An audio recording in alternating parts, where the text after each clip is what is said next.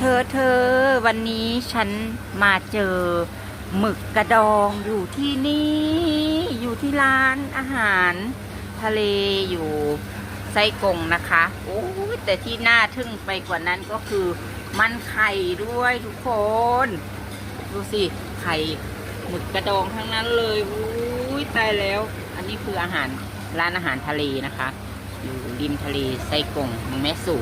นาไข่ผู้ใดได้เห็นไข่ปลาหมึกกระดองนี่เป็นจังซี่เด้อนี่นะเนี่ยเป็นจังซี่เด้อนี่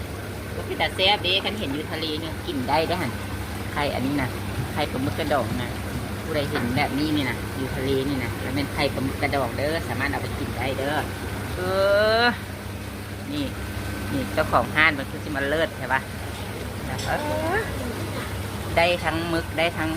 ไข่ปลาหมึกกระดองเลยนะสุดยอดมันบัดเวลามันแตกออกมาแห้งสิหลายนะตู่ลูกมันเป็นก้อนขาวๆสิหาไปกินจะได้เนี่ยไปต้มกินจะได้นี่แซ่บนี่นะไปจิ้มกับไปจิ้มกินกับว่าอันนี้กว่าวาซาบิกับแซ่บนี่นะเจ้าเอ้ยโอเค